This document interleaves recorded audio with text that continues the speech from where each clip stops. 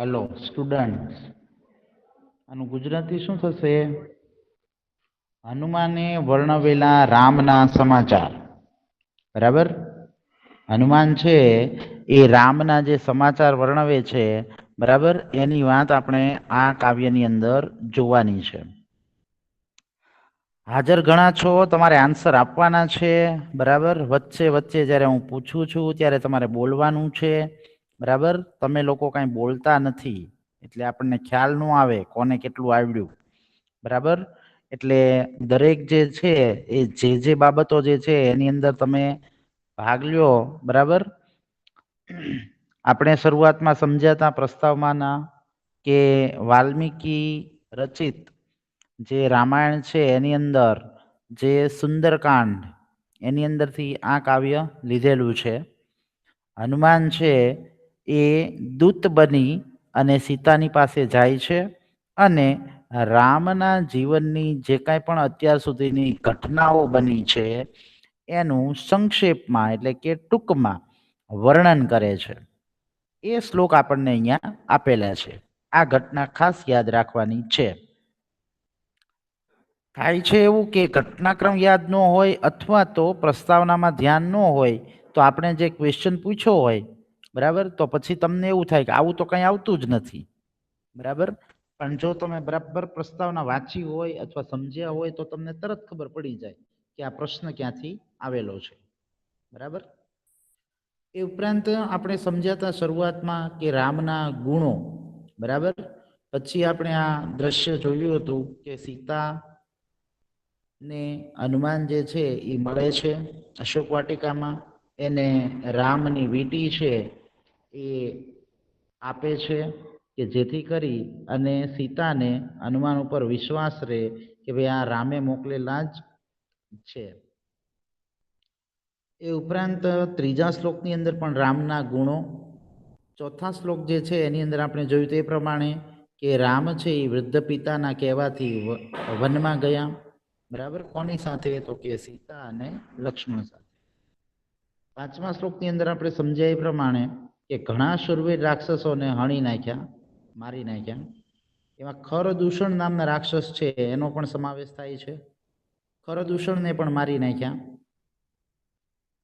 પછી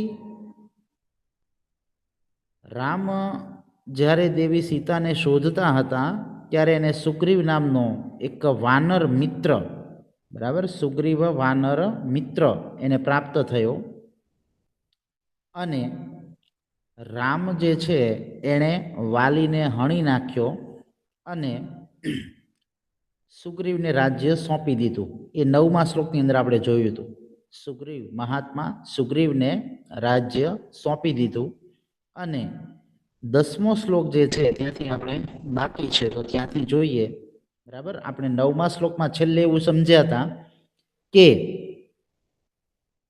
બધી જ દિશાઓમાં તે દેવીને શોધવા માટે, બરાબર, બધી જ દિશાઓમાં તે દેવીને શોધવા માટે હજારોની સંખ્યામાં તેઓ હતા અને સંપાતિના કહેવાથી, સંપાતિ વચન, સંપાતિના કહેવાથી, સંપાતિ છે એ જે જટાયુ જે છે એનો મોટો ભાઈ હતો. જટાયુ જેને રાવણ જ્યારે સીતાને લઈને જતો હતો ત્યારે જટાયુએ એને રોકવા માટે પ્રયત્ન કર્યો હતો. એ સંપાતિ છે એની વાત અહીંયા કીધેલી છે.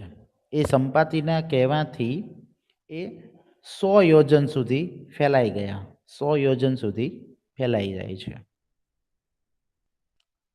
પછી આગળનું અહીંયા જેવી રીતે 10માની અંદર આપણે શ્લોકમાં જોયું કે 100 યોજન સુધી ફેલાઈ ગયા, અહીંયા શોધતા હતા અને પછી અહીંયા જે છે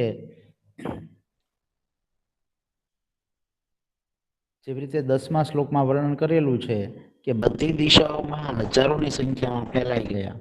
બરાબર, અને સંપાતિના કહેવાથી 100 યોજન સુધી ફેલાઈ ગયા. અને પછી 11મો શ્લોક પાછો છેલ્લી લાઈનની સાથે પહેલી લીટી ભળી જાય. જેવી રીતે 9માની છેલ્લી લીટી અને 10માની પહેલી લીટી, એ જ રીતે 10માની છેલ્લી અને 11માની પહેલી. બરાબર? એવી રીતે ક્રમશઃ જ છે આખું ઘટના. જોઈએ 10મા શ્લોકના શબ્દ સમજૂતી જોઈ લઈએ પછી આગળ વધીએ. જુઓ 10મા શ્લોકની અંદર સર્વાસુ દિક્ષુ એટલે કે બધી દિશાઓમાં. સર્વાસુ દિક્ષુ એટલે બધી દિશાઓ. બરાબર? સર્વાસુ એટલે બધી.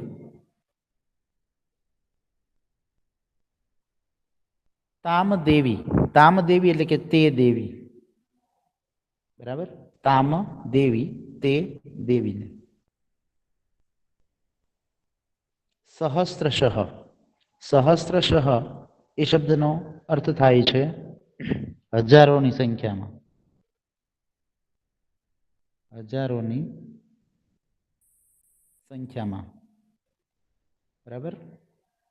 વિચિન્વંત, વિચિન્વંત એટલે કે શોધી રહ્યા હતા. બરાબર? અથવા તો શોધવું. બરાબર? એને ગોતી રહ્યા હતા સીતાને, એવી વાત અહીંયા કીધેલી છે પહેલી લીટીમાં. બીજી લીટી, આ આખો સળંગ શબ્દ છે જુઓ, પણ એની અંદર જે છે એ આવી રીતે શબ્દ છૂટા પડે છે કે પહેલું જે છે એ આટલું લેવાનું, સંપાતિ વચન. સંપાતિ વચન એટલે કે સંપાતિના કહેવાથી. બરાબર? પછી અહીંયા શતયોજન, શતયોજન, શતયોજન એટલે કે 100 યોજન, 100 યોજન સુધી. બરાબર? અને એક ત્રીજો શબ્દ આની અંદરથી નીકળે છે આયતમ. આયતમ એટલે કે ફેલાયેલા. આયતમ શબ્દનો અર્થ થાય છે ફેલાયેલા. બરાબર?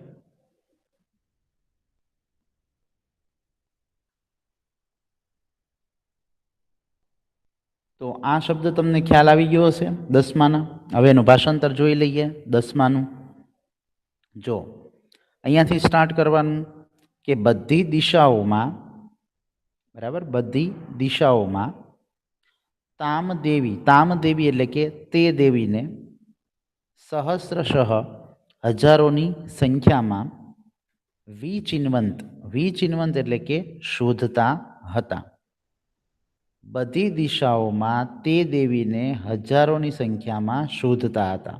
એટલે ઉપર જે આપણે જોયું ને કે આ ઈચ્છા મુજબ રૂપ લેનારા વાનરો, એને કોણ કોણ શોધતું હતું બધા? તો કે વાનરો. બરાબર? તો ઈચ્છા મુજબનું જે રૂપ લેનારા વાનરો છે એ આ દેવી સીતાને શોધતા હતા. અને બીજી લીટીમાં એટલું છે કે મેં અને સંપાતિ, અહમ સંપાતિ એટલે કે મારા અને સંપાતિના કહેવાથી. બરાબર? સંપાતિ વચન એટલે કે કહેવાથી. શતયોજનમ એટલે કે 100 યોજન સુધી. અને આયતમ, આયતમ એટલે કે ફેલાયેલા.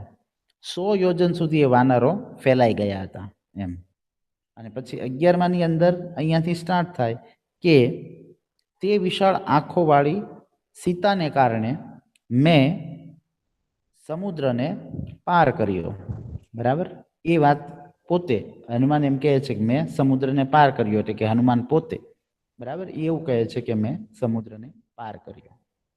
તો 10મો શ્લોક જે છે એ ફેલાયેલા હતા ત્યાં સુધી લેવાનું. આયતમ એટલે કે ફેલાયેલા. ફરી વખત 10મો શ્લોક, બધી દિશાઓમાં તે દેવીને હજારોની સંખ્યામાં શોધતા મેં અને સંપાતિના કહેવાથી 100 યોજન સુધી ફેલાયેલા. બરાબર છે? એટલે આ જે છે 10મું એ ત્યાં સુધીનું આવશે કે બધી દિશાઓમાં તે દેવીને શોધતા, હજારોની સંખ્યામાં શોધતા મેં અને સંપાતિના કહેવાથી 100 યોજન સુધી ફેલાયેલા. 11માની અંદર હવે કઈ રીતે આવશે જુઓ, એના શબ્દાર્થ જોઈ લો પહેલા. તો અહીંયા એટલું આવશે પહેલા કે પહેલા વિશાલ અક્ષ્યા હેતો. બરાબર? તસ્યા વિશાલ અક્ષ્યા હેતો. તસ્યા એટલે કે તે, અને વિશાલ અક્ષ્યા હેતો એટલે કે વિશાળ આંખોવાળી સીતાને કારણે. વિશાળ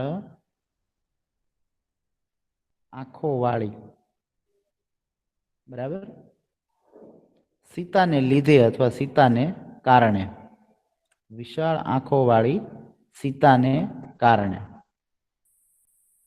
પછી અહીંયા વેગવાન, વેગવાન એટલે કે ઝડપથી, બરાબર. સમુદ્રમ પ્લુત એટલે સમુદ્રને પાર કર્યો, બરાબર. પ્લુતઃ, પ્લુતઃ એટલે પાર કરવું અથવા તો ઓળંગવું. પ્લુતઃ શબ્દનું ગુજરાતી થાય છે પાર કરવું અથવા તો ઓળંગવું. પછી છે બીજું, નીચેની લીટીમાં જોઈએ. અહીંયા જુઓ 3 શબ્દ છે, વીરરામ, એવમ અને ઉક્તવા, 3 શબ્દ છે, બરાબર. એ આપણે સમજી લઈએ આપણે 3 શબ્દ. પણ શરૂઆત જે છે અહીંયાથી થાય કે આમ બોલીને, બરાબર. વાચમ, વાચમ એટલે કે બોલીને. વાનર પુંગવ, વાનર પુંગવ શબ્દનો અર્થ થાય છે વાનર શ્રેષ્ઠ. વાનર શ્રેષ્ઠ એટલે વાનર શ્રેષ્ઠ કોણ છે તો કે હનુમાન.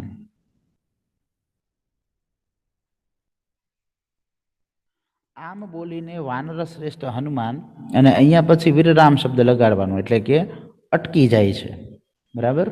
એટલે એ બધા શબ્દો ભેગા કરવા પડશે, જોઈ લઈએ. વીરરામ એટલે કે અટકી જવું, બરાબર. વીરરામ એટલે કે અટકવું, થોભી જવું. એવમ ઉક્તવા, જો અહીંયા શબ્દ એવો છે, એવમ વત્તા ઉક્તવા. એવમ એટલે કે આમ, બરાબર. વાચમ, વાચમ એટલે કે વાણી, બરાબર. આમ બોલીને, બરાબર. એવમ એટલે કે આમ અને ઉક્તવા એટલે કે બોલીને. વાનર પુંગવ એટલે કે વાનર શ્રેષ્ઠ હનુમાન, બરાબર. વાચમ એટલે કે વાણી, ઉક્તવા એટલે બોલીને, અને વીરરામ એટલે અટક્યા, બરાબર. જુઓ 11મો શ્લોક, એનું ભાષાંતર. પહેલા આટલો શબ્દ લેવાનો છે, તે વિશાળ આંખો વાળી સીતાને કારણે. તે વિશાળ આંખો વાળી સીતાને કારણે. પછી આ 3 શબ્દ લેવાના કે ઝડપી અથવા ઝડપી એવા મેં, બરાબર. વેગવાન એટલે કે ઝડપી એવા મેં સમુદ્રમ પ્લુતઃ એટલે કે સમુદ્રને પાર કર્યો અથવા સમુદ્રને ઓળંગ્યો, બરાબર. એટલે એ સમુદ્રને પાર કરી જાય છે હનુમાન. સળંગ વાક્ય લઈએ પહેલાનું. તે વિશાળ આંખો વાળી સીતાને કારણે ઝડપી એવા મેં સમુદ્રને પાર કર્યો. ત્યાં પૂરું થઈ ગયું. બીજી લીટી, બીજી લીટીમાં એવું કીધેલું છે કે આમ એવમ ઉક્તવા વાચમ એટલે આમ વાણી બોલીને વાનર પુંગવ એટલે કે વાનર શ્રેષ્ઠ હનુમાન અને વીરરામ, વીરરામ એટલે કે અટક્યા અથવા તો અટકે છે, બરાબર. ફરી વખત, આમ વાણી બોલીને એ વાનર શ્રેષ્ઠ હનુમાન અટક્યા. સહ એટલે તે થાય, તે વાનર શ્રેષ્ઠ હનુમાન અટક્યા, બરાબર. હવે સળંગ શ્લોક લઈએ 11મો. તે વિશાળ આંખો વાળી સીતાને કારણે મેં સમુદ્ર ઝડપી એવા મેં સમુદ્રને પાર કર્યો. બીજી લાઈન, બીજી લાઈનમાં એમ છે કે આમ વાણી બોલીને તે વાનર શ્રેષ્ઠ હનુમાન અટક્યા. ઓકે, તો આ 10મો અને 11મો શ્લોક થયો. હવે 10મા અને 11માં કઈ પ્રશ્ન હોય તો પૂછી લ્યો. 2 શ્લોક જે છે એક વખત વાંચી લ્યો, એમાં તમને કઈ ન સમજાણું હોય તો પૂછી લ્યો.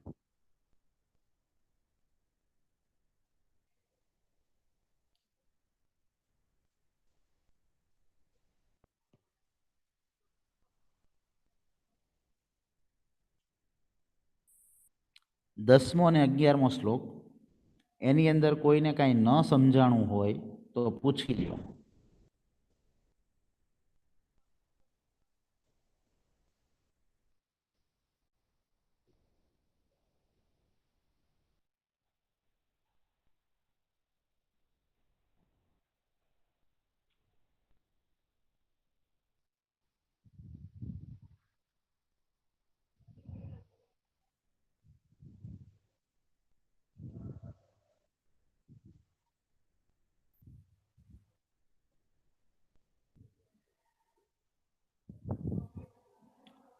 કે તો હવે આપણે 11 શ્લોક જે છે એનું ભાષાંતર આપણે અહીંયા પૂરું થયું, બરાબર. 1 થી 11 શ્લોક આપણે સમજ્યા. તો 1 થી 11 ની અંદર તમે ઘટનાક્રમ સમજી લીધી કે ભાઈ ઘટનાક્રમ શું આવે છે કે હનુમાન છે એ રામનું વર્ણન કરે છે. પહેલા 2 શ્લોકની અંદર પહેલા 1 શ્લોકમાં દશરથ રાજાનું વર્ણન છે, બરાબર. આ શ્લોકની અંદર જે છે દશરથ રાજા જે રામના પિતા છે, બરાબર, એનું વર્ણન આપણે શીખી ગયા. બીજા શ્લોકની અંદર રામના જે ગુણો છે, બરાબર, એ ગુણોનું વર્ણન આપણે જોયું, બરાબર. બીજા અને ત્રીજા 2 શ્લોકની અંદર એ રામની અંદર કયા કયા ગુણો છે, તો એ રામના ગુણો આપણે શીખ્યા કે ભાઈ રામ જે છે એ મોટા છે, પછી ચંદ્ર સમાન તેજવાળા છે, બરાબર, એવા આપણે એના ગુણો જોયા. વિશેષ જાણકાર છે, તો એ બધા એના ગુણો છે. પછી આચરણના રક્ષક છે, લોકોના રક્ષક છે, પોતાના રક્ષક છે, સંસારના રક્ષક છે, ધર્મના રક્ષક છે, અને શત્રુઓને એ પીડા આપનાર છે. તો એવા આપણે 2 શ્લોક રામના ગુણો વિશે સમજી લીધા, બરાબર. ચોથા શ્લોકમાં એમની સાથે જે ઘટના બની, જે વનમાં જવાની, બરાબર, એ વનની ઘટના કહે છે કે ભાઈ રામ છે એ પોતાની પત્ની અને ભાઈ લક્ષ્મણની સાથે વનમાં જતા રહ્યા. તો એ વનમાં જવાની જે ઘટના છે એનું વર્ણન ચોથાની અંદર છે. પાંચમાની અંદર જેવી રીતે એણે ત્યાં શૂરવીર રાક્ષસોને હણી નાખ્યા અથવા તો મારી નાખ્યા, એ 5મા શ્લોકમાં વર્ણન આવે છે, બરાબર. પછી શ્લોક નંબર 6 ની અંદર જે જનસ્થાન નામનું વન છે ત્યાં જે ખર દૂષણ રાક્ષસોને હણ્યા એની વાત છે, બરાબર. તો આ 2 શ્લોકની અંદર જે છે એ રાક્ષસોને હણવાની વાત આવે છે. અને આની અંદરનો જે એક મુખ્ય ઘટનાક્રમ એ સીતાનું અપહરણ, બરાબર, અને એના કારણે થઈને સીતાનું અપહરણ થાય છે, બરાબર. કોણ કરે છે અપહરણ? સીતાનું અપહરણ કોણ કરે છે?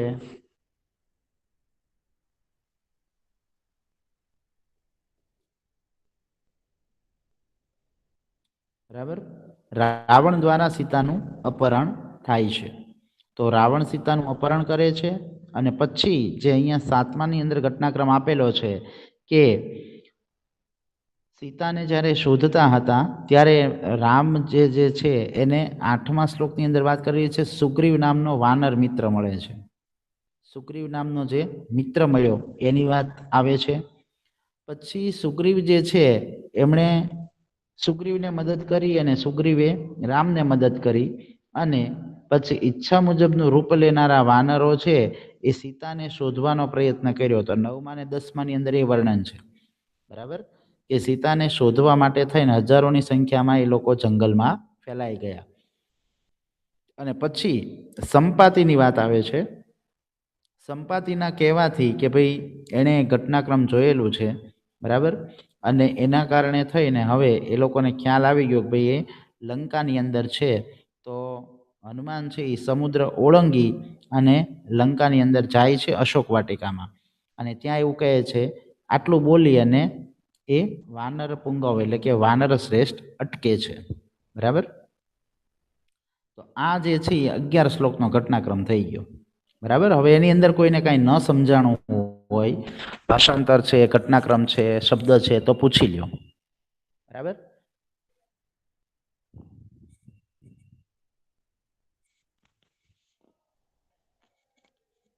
આપણે બધાની એટલે કે બધા ભાષાંતરની પીડીએફ મોકલેલી છે. આની પણ જે 10માનું ને 11માનું લગભગ તો તમને એ 10મો ને 11મો મોકલી જ દીધો છે સાથે સાથે, બરાબર. છતાં એ જોઈ લઈશ કે 10મો ને 11મો બાકી હશે તો તમને સેન્ડ કરી દઈશ, બરાબર. આ બધું જે છે ભાષાંતર એ ફેરબુકની અંદર દરેકે લખી નાખવાનું છે ભૂલ્યા વગર, સારા અક્ષરે, બરાબર. તો આટલું આપણે ભાષાંતર કમ્પ્લીટ થયું. હવે આપણે સ્વાધ્યાય તરફ આગળ વધીએ છીએ. આની પહેલાં પણ આપણે વાત કીધેલી જ છે, ટિપ્પણીના શબ્દો બધા ધ્યાનમાં રાખવાના છે. એ ઉપરાંત કૃદંત જુઓ અહીંયા આપણને આ અલગથી આપેલા છે, કૃદંત બધા ધ્યાનમાં રાખશો. કૃદંત પણ આપણને એક્ઝામની અંદર પૂછાશે. પછી વિશેષ કરીને બધા શબ્દો આપેલા છે એ બધા શબ્દો પણ દરેકે ધ્યાનમાં લેવા. અને છેલ્લે પાછી સંધિ આપેલી છે તો સંધિ પણ બધી ક્લિયર કરજો, એ પણ આપણે પૂછશું, બરાબર. સ્વાધ્યાય તરફ આગળ વધીએ. સ્વાધ્યાયની અંદર આપણને પહેલા MCQ આપેલા છે, તો સ્વાધ્યાયમાં વાક્ય સમજાવતો જઈશ પ્રશ્ન, બરાબર. એની અંદર પહેલો પ્રશ્ન છે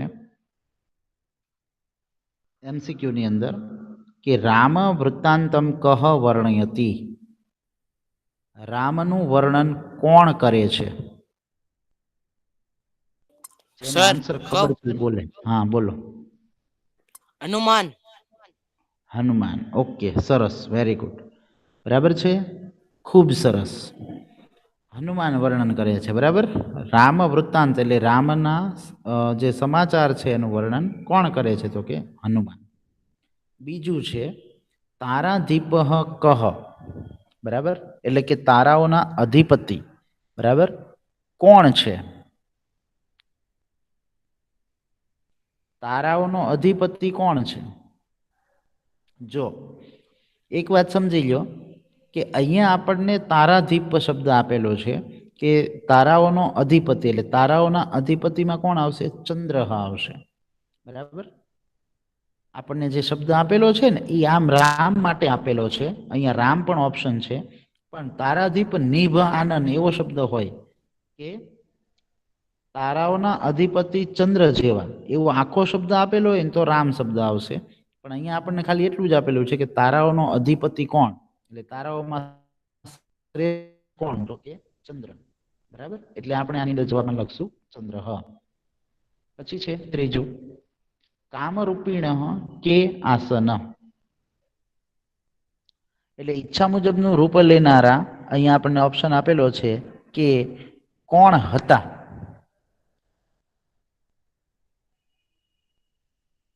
ઈચ્છા મુજબનું રૂપ લેનારા કોણ હતા?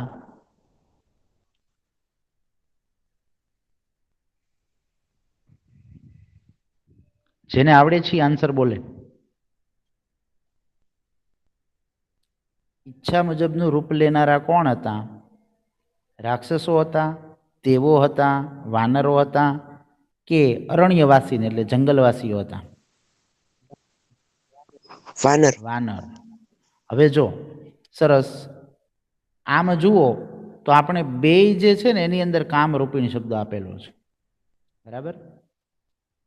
અહીંયા આપણને પ્રશ્ન એવો છે કે ઈચ્છા મુજબનું રૂપ લેનારા અથવા તો મરજી મુજબનું રૂપ લેનારા કોણ હતા? બરાબર.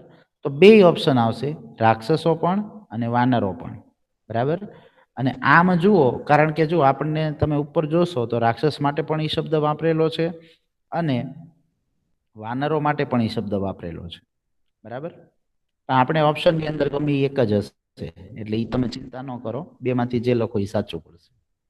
ચોથું કુંજર શબ્દસ્ય પર્યાય કહ, એટલે કુંજર શબ્દનો પર્યાય શબ્દ, સમાનાર્થી શબ્દ કયો થાય? કુંજર એટલે હાથી. સર કહું? હા બોલો.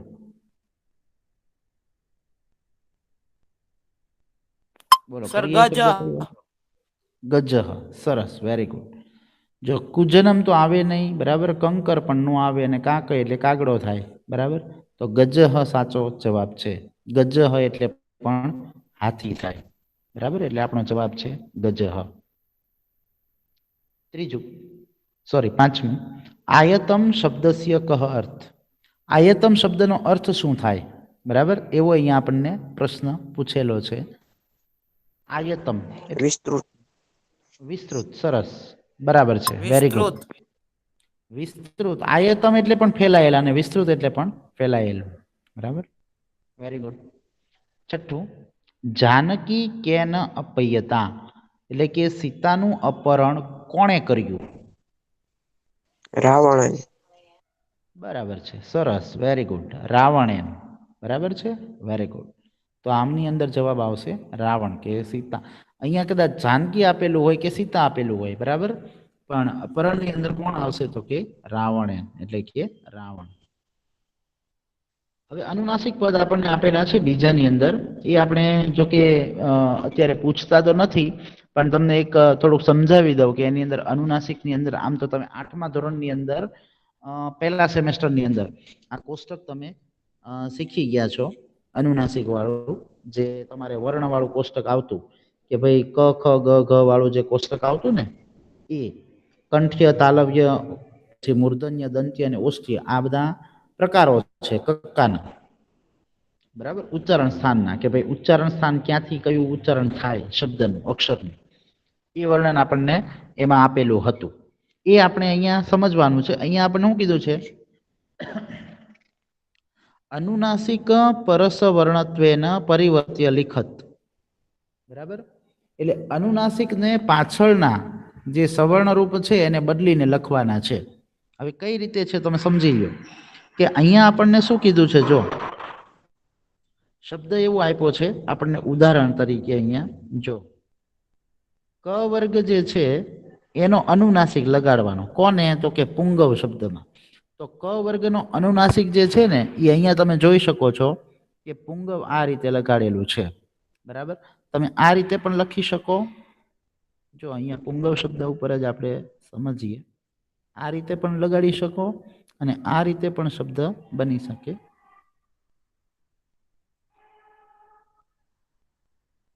પછી આ જે અવગ્રહ છે, બરાબર ને, એ પણ આવશે અને આને વંચાશે પુંગવહ, બરાબર. અને આ રીતે પણ તમે કરી શકો, ગ નીચે લગાડી શકો અને આ રીતે પણ શબ્દ બની શકે પુંગવહ, બરાબર. પછી આમાં ડ નથી વાંચવાનો, તમારે ખાસ ધ્યાન રાખજો. ગ જ વાંચવાનો છે. ગ ની ઉપર જેવી રીતે અહીંયા આપણને કેમ આપેલું છે, જો પ ની ઉપર મીંડું આ રીતે, તો આને આપણે શું વાંચીએ? પુંગવહ. તો એ જ રીતે આ શબ્દ વાંચવાનો છે પુંગવહ. ઘણા આને પુંડગવ એમ વાંચે, પુંડગવ એમ, પુંડગવ નહીં, પુંગવ, બરાબર છે. પું ઉપર જેવી રીતે મીંડું આવે છે જો અહીંયા, એ જ રીતે આ વાંચવાનું. હવે ક વર્ગનો જે છે ને એ અનુનાસિક છે, અંગ. જે ક વર્ગના જે અનુનાસિક શબ્દો છે ને, અનુનાસિક એટલે શું એ તમે સમજી લો. જો અહીંયા આપણને અનુનાસિક લખ્યું કે અનુનાસિક પદ જે છે ને એ લખો. અનુનાસિક એટલે શું? તો કે ટૂંકું જ તમને સમજાવી દઉં કે નાકમાંથી, બરાબર, આપણું જે નાક છે, નાક, એ નાકમાંથી જે અક્ષરનું, એટલે કે કક્કાના જે વર્ણો છે ક ખ ગ ઘ, બરાબર ને, એની અંદર જે અક્ષરનું નાકમાંથી ઉચ્ચારણ થાય ને એને અનુનાસિક કહેવાય, બરાબર. પણ એની અંદર તમે જુઓ તો ફક્ત નાકમાંથી જ ન થાય ઉચ્ચારણ, સાથે સાથે મોઢું પણ કામ કરે. એટલે આપણું મોઢું અને નાક, બરાબર. પરંતુ નાકની અંદરથી એ ધ્વનિ વધારે નીકળે, બરાબર. દાખલા તરીકે તમે જ્યારે પુંગ પુંગ એમ શબ્દ બોલશો ને તો તમે જોશો ઊંગ બોલતી વખતે નાસિકા, નાકમાંથી હવા વધારે બહાર નીકળશે, બરાબર. પછી જ્યારે તમે એવી રીતે અંગ અંગ શબ્દ બોલશો તો પણ નાક વાટે હવા બહાર નીકળશે. તો કુંજર, તો કુંજર તમે બોલો, કુંજર, તો કુન બોલો ને ત્યારે પણ તમને જ ખબર પડી જાય, બરાબર, અનુભવ થાય કે અંજ બોલતી વખતે આપણે નાકમાંથી ધ્વનિ નીકળશે, બરાબર છે. મોઢું તો આપણું અંગ બોલો તો મોઢું તો ખુલ્લું રહેશે જ, પણ નાકની અંદરથી ધ્વનિ નીકળશે, બરાબર. તો એવા જે ધ્વનિ છે ને, એવા જે અવાજો છે ને, એને આપણે શું કહીશું? તો કે અનુનાસિક કહીશું. તો એવા અનુનાસિક શબ્દો આપણને અહીંયા કીધા છે. તો ઉદાહરણ તરીકે આપણે પહેલું જોઈએ તો આપણે પુંગવ તો લીધું. હવે અહીંયા કુંજર શબ્દ છે, તો કુંજર જે છે ને એને આપણે કેવી રીતે લખશું?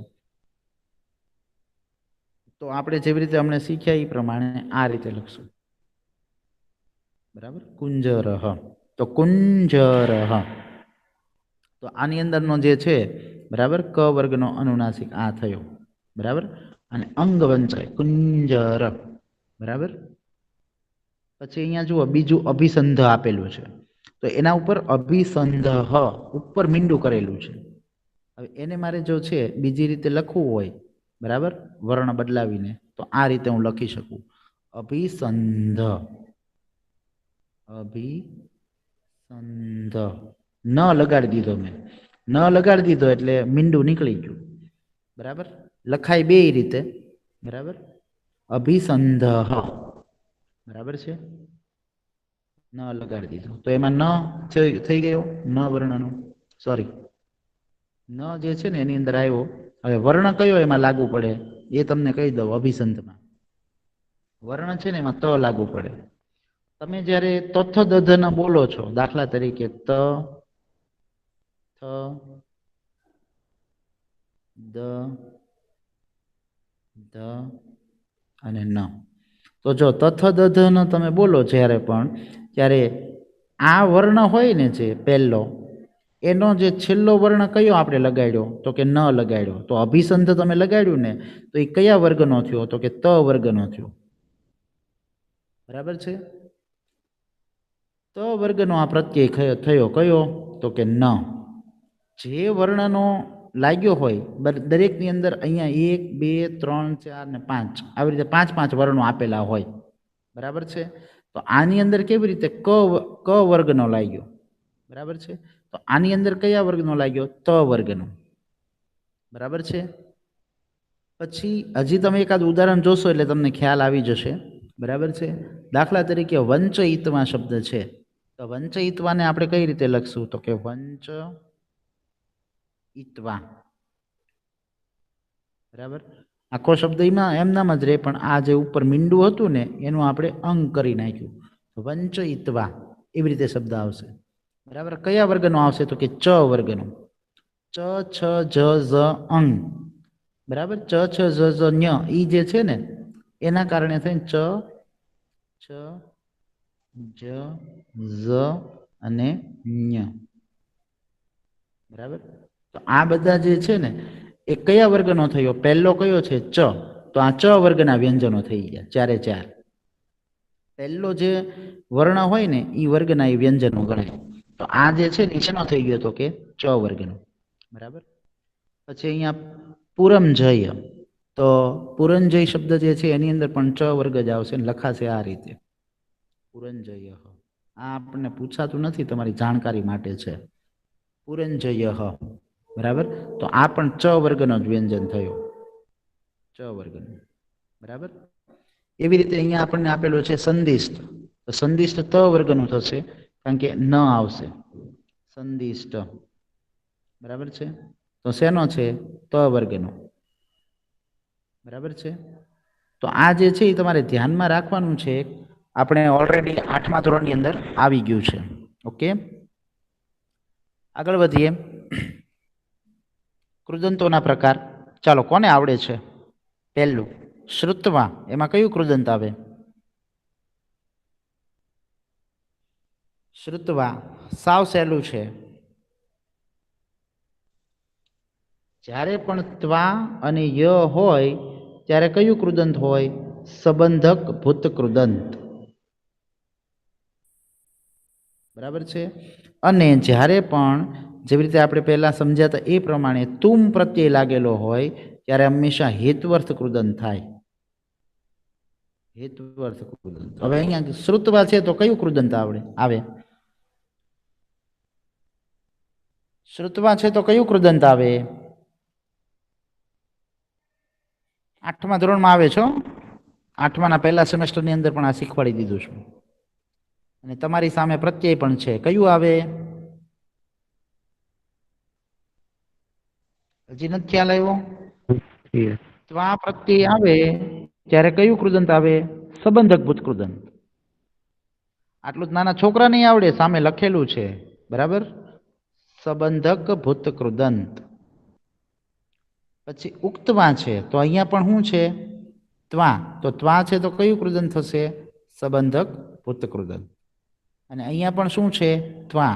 તો અહીંયા પણ શું થશે? સંબંધક ભૂત કૃદંત. ત્રણેયની અંદર સંબંધક ભૂત કૃદંત જ આવશે. શા માટે? કારણ કે અહીંયા પણ ત્વા છે, અહીંયા પણ ત્વા અને અહીંયા પણ ત્વા. ઓકે, ત્રીજું સોલ્વ. હવે ચોથું જોઈએ. શું કીધું છે? પ્રશ્ન વાક્ય બનાવો. પ્રશ્ન વાક્ય બનાવો એવું આપણને એક આપેલું છે. અને પ્રશ્ન વાક્ય તમારે બનાવવાના છે. પહેલું કોઈને આવડશે? અંડરલાઈન કરેલો શબ્દ છે ને એની જગ્યાએ આ ઉપરમાંથી જે લાગુ પડતો હોય ને એ શબ્દ વાપરવાનો પ્રશ્ન બનાવવા માટે. દશરથ પુણ્યશીલ હતા. બરાબર? અથવા પુણ્ય કરવાના સ્વભાવવાળા હતા. તો કોણ હતું એવું આપણે પૂછશું ને, કે કોણ પુણ્ય કરવાના સ્વભાવવાળું હતું? કોણ માટે આપણે કયો શબ્દ વાપરશું? નહીં, પુત્ર એટલે ક્યાં થાય? પુત્ર એટલે ક્યાં થાય? ક્યાં સ્વભાવ વાળા હતા એવું ન થાય. ક્યાં નહીં, શું આવે એની અંદર બોલો જોઈ. કહ હા બરાબર. તો અહીંયા કહ આવશે. કહ એટલે કોણ, બરાબર ને. કોણ પુણ્ય કરવાના સ્વભાવ વાળા હતા? તો ઓપ્શન સોરી જવાબની અંદર આવે દશરથ, એટલે કે દશરથ રાજા. બીજું, રામેણ મહારણ્યે રાક્ષસાહ નિહત્તાહ. રામે વિશાળ વનમાં રાક્ષસોને મારી નાખ્યા. ક્યાં મારી નાખ્યા? તો ક્યાં માટે કયો સંસ્કૃત શબ્દ વપરાશે?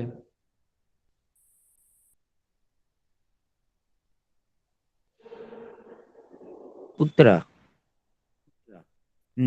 બરાબર છે.